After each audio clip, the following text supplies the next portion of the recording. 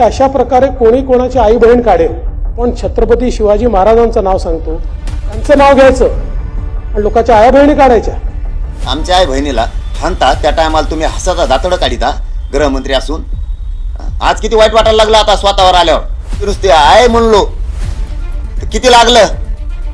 आमच्या आया बहिणी उभ्या चिरल्यात तुम्ही. त्यामुळे अध्यक्ष महोदय, आपण SIT सांगितले, SIT तयार होईलच. अरे मी म्हणलं मग आत्ता जायला तयार आहे मी. भीती नाही, मान कापायला भेट नाही आणि जेलमध्ये नेऊन गोळ्या घातल्या तरी भेट नाही. किती वाईट वाटलं, किती वाईट वाटलं. आमच्या आया बहिणीच्या छाताडावर नाचलात, हा, गोळ्या घातल्यावरून तुम्ही. तवा नाही कर वाईट वाटलं. आज किती वाईट वाटलं. माझ्या आया बहिणीच्या मुंडक्यावर पाय दिले, वरून मारलं. 20-20 पोलीस हाणीत होता एक महिलेला. उचलून आपटीता का रे तुम्ही. इटाने हाणता डोक्यात त्यांच्या. तुमचे नुसते आहे म्हणलो तर किती लागलं. आमच्या आया बहिणी उभ्या चिरल्यात तुम्ही. तवा कुठं गेलता यासाठी नेमणाऱ्या. सत्ता हातात आली मग दुरुपयोग करून लोक तो घ्यायला तो ऐकड करायला लागला का सगळे. आणि तो यासाठीला चौकशाला घेऊन माझ्या आई बहिणीचे मुर्दे पडून देऊ काय. मी नाही पडून देणार. मराठ्यांच्या आई बहिणीवर पोरावर हात उचलणार नाही, उचलून देणार तुला. तो टाक जेलला मी 50 वर्ष सजा भोगायला तयार आहे. आमच्या आई बहिणीच्या डोक्यात चिंदाड झाल्यात.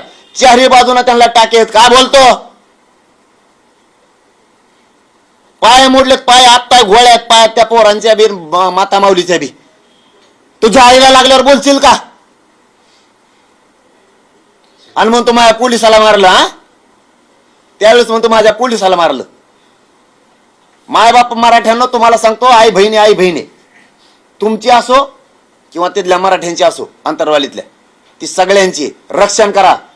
आपण आपल्या मराठ्यांच्या आई बहिणीचं रक्षण करा. आणि त्या आई बहिणीच्या विरोधात कोणी बोलत असेल त्याला माफ करू नका.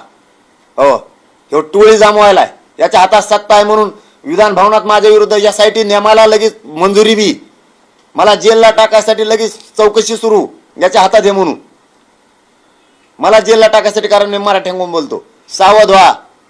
हे आमदार सुद्धा मराठ्यांचे तुम्हीच मोठे केलेत. हे सुद्धा तिकडून बोलायला लागलेत, बाकडे वाजायला लागलेत.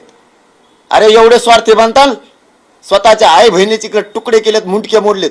काही माता माऊलीला आणखीन कंबरावर चालता येत नाही. अरे आमदारांना तुमची आई असेल ती बाकडे काय वाजिता. त्या केशी मागे घ्या म्हणतोय. खोट्या केसेस केल्यात मार खाऊन. आई बहिणीच्या ना आई बारीक बारीक लेकरांच्या पाठीशी उभा राहा. आपल्या स्वतःच्या जातीच्या पाठीशी उभा राहा. तुम्हाला तुमच्या स्वार्थासाठी मोठं होण्यासाठी त्याच्यासाठी काय बाकडा वाजिता. मी मरायला भेट नाही, फाशीवर जायला तयार आहे, पण हटत नाही ओबीसीतून मराठ्यांना आरक्षण दिल्याशिवाय. तू किती अन्याय करणार का. मराठ्यांना एकच सांगतो, फक्त अर्ध्यावर सोडू नका. हो, तेव्हा म्हणतो मराठा समाज माझ्या मागे आहे, मराठ्यांचे नेते माझ्या पाठीशी आहेत. हे सगळा डाव टाकायला मी हे तुम्हाला आधीच सांगितलेलं आहे.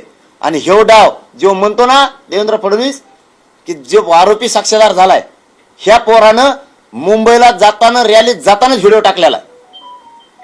नारायण राणेंनी त्याला त्यावेळेस व्हिडिओ टाकायला लावलेला. हे षडयंत्र होतं. मी सांगितलं होतं ट्रॅप आहे. अरे मी म्हणलं मग आत्ता जायला तयार आहे मी. अरे ज्याला कलंकच नाही तो भेटच नसतो. ते कलंक असतात ते मला दार उघडा, मला सटकून द्या पाठकून. सटकत नाही, तुमच्या समोरून जाणार.